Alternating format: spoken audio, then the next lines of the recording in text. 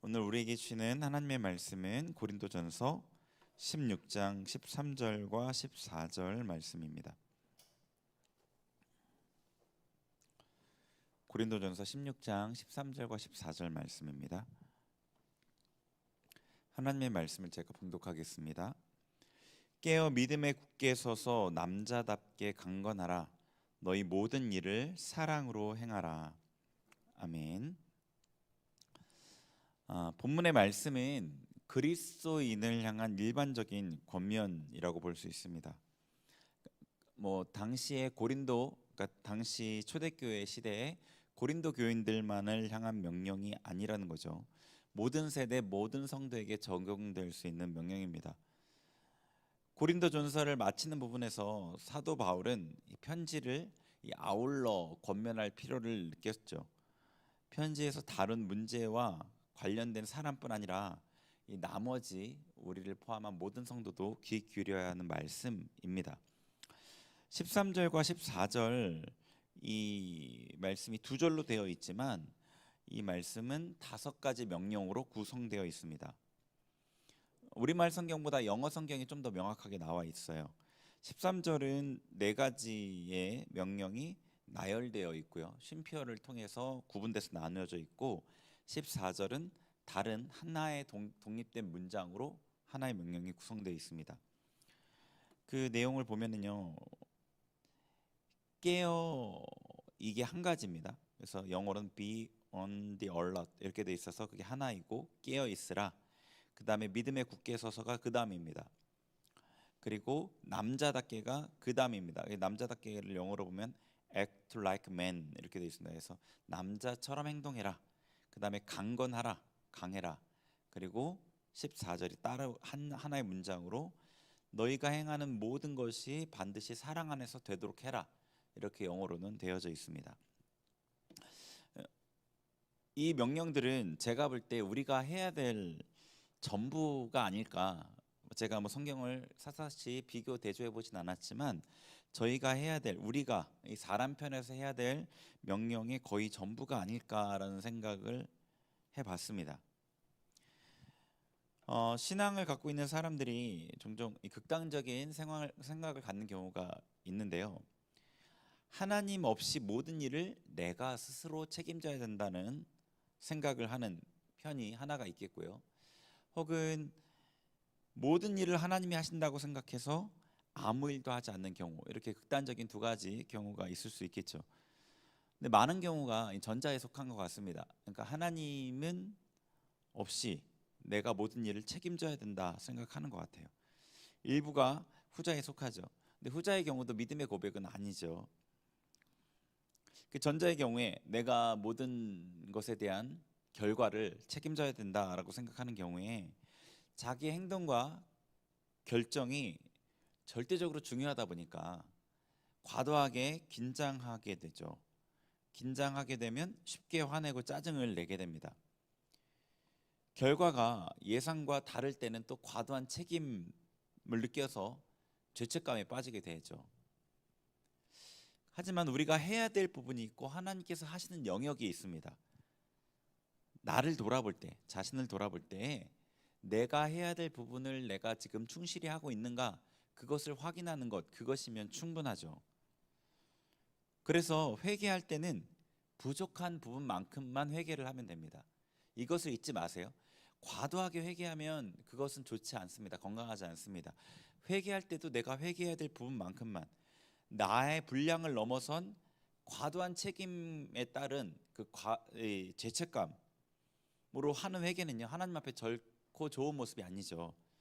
그냥 과도한 책임 자체가 왜곡이고 그에 따른 죄책감은 거짓이잖아요. 그래서 당연히 이런 회개도 하나님과 상관이 없습니다. 하나님이 해야 될 것과 내가 해야 될 부분을 분명히 여러분 책임의 한계를 구분지을 수 있는 지혜가 있으셨으면 좋겠어요. 그런 면에서 우리가 해야 할 일을 명령하는 본문에 특별히 귀를 기울여야 된다고 생각합니다. 13절에 깨어, 영어로는 깨어 있으라라고 쉼표가 되어 있다고 말씀드렸죠. 이 깨어 있으라는 명령부터 보죠. 이 본문 말고도 성경 여러 곳에서 깨어 있으라라는 명령을 보신 기억이 있으실 거라고 생각합니다. 예수님께서도 복음서에서 깨어 있으라 명령하셨죠. 이 깨어 있으라는 명령이 자지 말라는 의미는 아닙니다. 당연히 아시겠지만 그 의식이 깨어 있는 상태를 유지하라는 뜻입니다. 그 의식은 신앙인과 관련된 의식이겠죠. 자, 그러면요, 이 깨어 있는 모습이 어떤 모습일까를 생각해 보면 좋을 것 같아요. 깨어 있는 모습이, 의식이 깨어 있는 것은 어떤 상태일까요? 한번 떠올려 보세요. 의식이 깨어 있는 상태는 과연 어떤 모습일까? 깨어 있는 상태. 이 내면에 일어나는 변화를 민감하게 알아차립니다. 평소에 알아차리지 못했던 생각의 흐름 같은 거, 감정의 변화, 이런 부분을 알게 돼요. 그래서 주변 사람이나 주변 사물이 좀 더 분명하게 느껴집니다. 의식이 깨어 있으면요. 반대로 의식이 깨어 있지 못하면 이것과 반대의 모습이 나타나겠죠. 내면의 변화가 둔감합니다. 내면의 변화에 대해서 주변을 잘 느끼지 못해요. 의식이 완전히 잠들어 있다기보다는 이 좀 뭐랄까요, 반의식이라고 하면 좀 그런데 하여튼 어떤 것에 몰입되어 있어서 다른 것들이 느껴지지 않는 상태라고 보시면 됩니다. 근데 본문에서 깨어 있으라라는 명령을 했다는 것은 우리가 깨어 있기가 쉽지 않고 깨어 있지 못한 상태가 좀 더 쉽게 우리가 흘러갈 수 있는 모습이라는 거죠. 언제 우리가 이 깨어 있지 못한 상태가 될까요? 이 명료한 의식이 아니라, 이 맑고 명료한 의식이 아니라 흐릿한 의식이 있는 때는 언제인가요? 무언가에 마음을 빼앗길 때 그래요. 굉장히 무언가에 집중할 때. 뭐 예를 들어서 유튜브를 볼 때, 재미있는 영화를 볼 때, 흥분해서 몰입하고 있을 때, 무언가에 특별히 육적인 자극을 주는 어떤 것에 이 집중할 때 우리의 의식이 깨어 있지 못합니다. 이런 상태에서는요, 뭐 창밖에 구름이 움직이는 것, 뭐 날이 어둑어둑해지는 것, 이런 거 잘 못 느끼죠. 그 옆에 같이 있는 사람이 어떤 감정의 변화가 있는지 알아차리지 못하고 자기의 감정의 변화도 잘 느끼지 못합니다. 낮에 누군가와 다투어서 굉장히 마음이 불편했더라도 이렇게 무언가에 집중하고 있을 때 그걸 잊어버리게 돼요. 둔해지는 거죠. 쉽게 얘기해서. 사람들이 그래서 그런 이유 때문에 이 고통을 잊기 위해서 무언가에 몰입하고 깨어있는 상태를 피합니다. 그런데 이 바울 사도를 통해서 하나님께서는 우리에게 깨어 있으라고 명령하시는 거예요. 의식이 깨어 있어야 된다는 겁니다. 이 말이 어떤 일에, 어떤 해야 될 일에 집중하면 안 된다는 말이 아니죠. 그렇지만 우리가 해야 될 어떤 중요한 일조차도 거기에 우리의 마음을 온전히 빼앗기면 안 되는 겁니다. 취미와 같은 일에 우리의 마음을 빼앗기면 더욱 안 되는 거죠. 마음을 빼앗겨서 둔해지면 영적인 공격을 받아도, 자신의 감정이 상해도, 하나님과 멀어져도, 은혜가 사라져도 알아차리지 못하는 거예요. 그래서 한참이 지나서 이 문제가 불거져야지만 알게 되고 회복하는 데도 상당한 시간과 노력이 필요하게 되죠. 깨어 있는다는 것은 어떻게 보면 신앙생활의 가장 기본적인 전제인 거예요. 깨어 있지 못하면 그 이유가 좀 어려운 거죠. 어떻게 해야 될까요? 어떻게 해야지 깨어 있을 수 있을까요? 지속적인 경건 생활은 기본이겠죠. 필수입니다. 매일 기도하고 말씀 가운데 나아가는 이 경건 생활이 없다면 그냥 지금 잠들어 있다고 보시면 됩니다. 깨어 있지 못하는 게 아니라 그냥 잠들어 있다고 이제 여러분 그냥 가정하시면 돼요. 매일의 기도와 경건 생활, 이 말씀의 경건 생활이 없다면, 그런 경우에는 먼저 경건 생활이 습관이 되도록 훈련을 해야 되겠죠. 그런데 매일 경건 생활을 한다고 해도 깨어 있기를 지속하는 것은 쉽지 않습니다. 매일 기도하고 말씀을 보는 사람도 종종 이 깨어 있지 못하는 경우가 많아요. 자기가 어떤 상태인지 모르고 있다가 하나님 깨닫게 하실 때 내가 이랬구나라고 딱 알아차리게 되거든요. 그 얘기는 기도와 말씀을 계속하고 있지만, 그 생활을 계속하고 있지만 그 깨닫게 하기 이전에는 어떤 부분에서 의식이 명료하지 못했고 알아차리지 못하고 있었다는 거잖아요. 그러니까 깨어있기의 핵심은 경건생활 자체에 있는 게 아니기 때문에 그래요. 경건생활을 하고 있으면 깨어있음이 보장되는 게 아니라는 뜻입니다. 경건생활을 통해서 예수님과의 교통이 깨어있기의 핵심입니다. 너무 당연한 얘기죠. 경건생활을 통해서 예수님과 교통하는 게 이 깨어있기를 유지시키는 핵심이기 때문에 그래요. 그러니까 기도를 통해서 예수님 앞에 머물러 은혜를 공급받으면 의식이 깨어나요. 그러니까 깨어있기 위해서 자신의 생각과 감정을 매일 매순간 매분 조사하고 막 이렇게 하라는 게 아니에요. 그렇게 하면 노이로제에 걸리게 되겠죠. 그게 아니라 예수님 그 경건 생활을 통해서 예수님과의 곧 교통이 원활하고 은혜를 공급받게 되면 우리 의식은 자연히 깨어있는 상태를 유지하게 된다는 거예요. 말씀을 통해서 은혜가 채워지면 의식이 깨어나고요. 기도할 때 예수님과의 교통이 이렇게 잘 이루어지면 깨어있게 됩니다.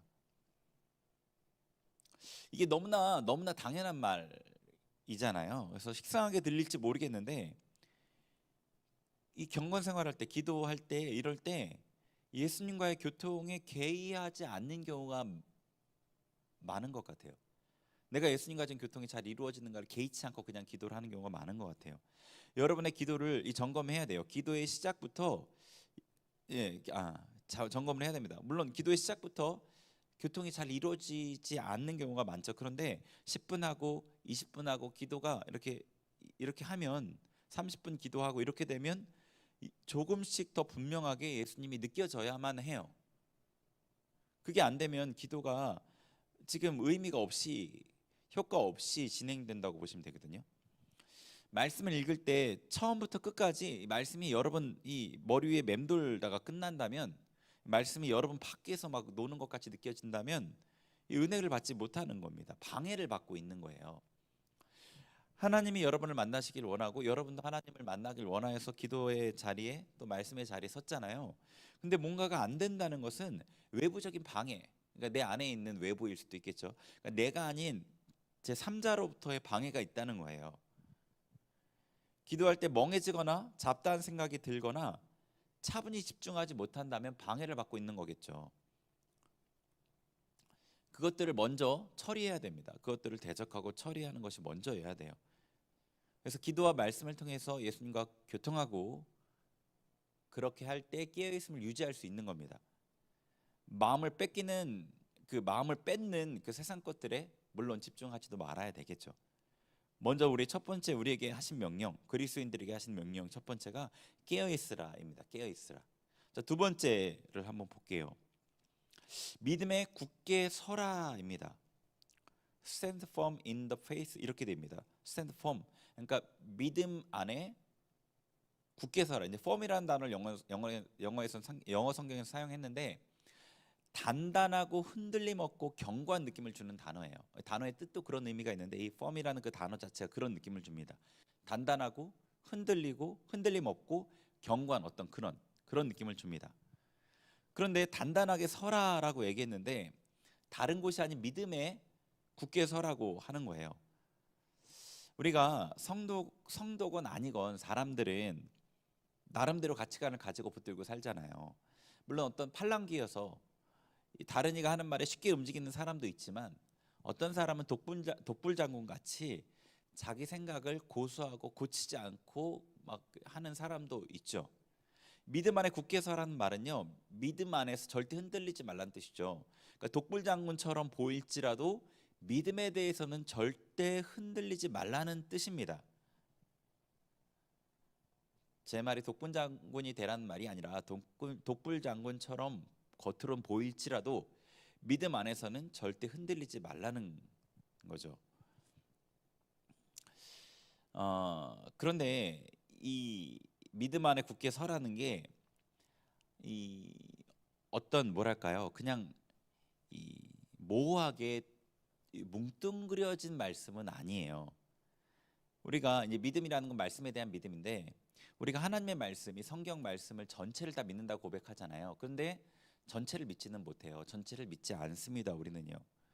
자신이 실제로 경험한 말씀, 하나님께서 어떤 그 부분에 대해서 연단되어서 통과한 말씀을 믿어요.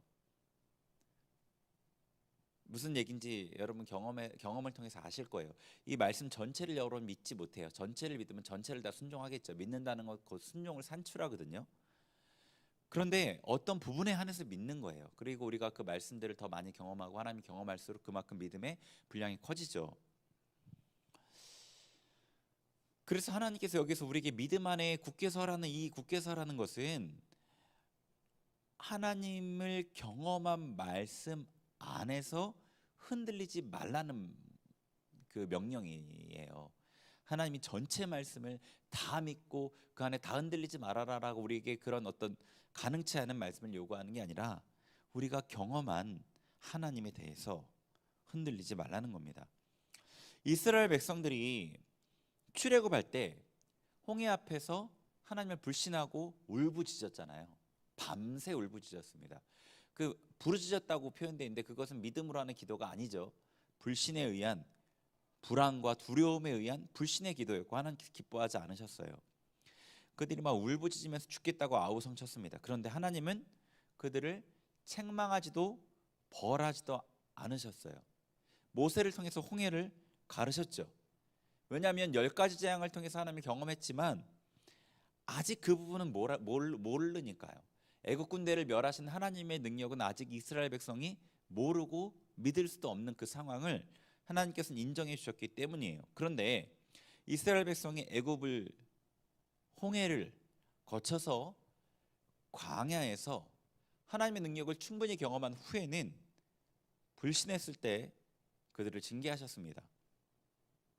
민수기 14장 11절에 분명히 좀 더 분명히 나와 있는 말씀을 한번 읽어드릴게요. 가데스 바네아 정탐 사건 이후에 그들이 불평했을 때 가나안 땅을 불평했을 때 하나님께서 하신 말씀이에요. 여호와께서 모세에게 이르시되 이 백성이 어느 때까지 나를 멸시하겠느냐? 내가 그들 중에 많은 이적을 행하였으나 어느 때까지 나를 믿지 않겠느냐? 네, 아멘. 그리고 나서 이스라엘 백성 쓸어버리시겠다. 뭐 그런 명령 말씀도 하시죠. 이스라엘 백성이 하나님께 대해서 충분히 경험했단 말입니다. 그러니까 그 믿음 안에 굳게 서야 되는 거예요. 그 믿음에 대해서는 다른 건 몰라도. 그러니까 하나님께서는 우리에게 무리한 것을 요구하지 않으시죠. 그러면은 불의하신 분이에요. 우리에게 하나님을 경험하게 하시고 믿으라고 하시는 거예요. 여러분이 경험한 하나님이 있을 겁니다. 궁핍한 가운데 채우시는 하나님을 경험했다면 다시 궁핍한 상황에 놓여 있더라도 믿음 안에 흔들리지 말아야 되죠. 채우시는 하나님을 알지 않습니까? 혹 내 마음을 아시고 고치시는 하나님을 경험했다면 숨겨져 있던 상처나 아픔이 다시 고통이 드러날 때 하나님 앞에 가지고 나아가는 거죠. 믿음 안에 흔들리지 말아야 됩니다. 고치시는 하나님을 알지 않습니까? 여러분 앞에 다가오셨던 그 하나님을 잊지 말고 믿음 안에 굳게 서야 되는 겁니다. 그래야 다음이 있는 거예요. 만약 그렇지 못하다면 같은 상황인데 불신하고 어려움을 겪고 하나님께서 은혜를 주시는 이 반복이 계속 반복된다면 같은 상황에서도 또 낙심하고 또 은혜 주셔서 또 회복되고 또 같은 상황인데 그 이전의 믿음으로 굳게 서지 못하고 또 불신하고 또 어려움을 겪고 또 이 은혜를 주시니 이게 반복된다면 정체되는 거잖아요. 하나님을 기억하고 경험한 말씀을 붙들어서 믿음 안에 굳게 서라는 거죠. 자, 그리스도인들에게 하신 명령 2가지를 이제 살펴봤습니다. 깨어 있으라 하셨어요. 여러분이 매일 하는 그 경건 생활이 예수님과의 교통으로 이어지는지 확인하고 방해와 싸워야 되죠. 그리고 내 의식이 지금 깨어 있는가를 확인해야 되겠죠. 우리가 경험한 하나님을 붙들고 믿음에 굳게 서라 말씀하십니다. 하나님을 기억하고 문제를 밟고 일어서서 전진하시는 성도님들이 되시길 바랍니다. 우리 찬송가 380장 찬양 다시 드리고요.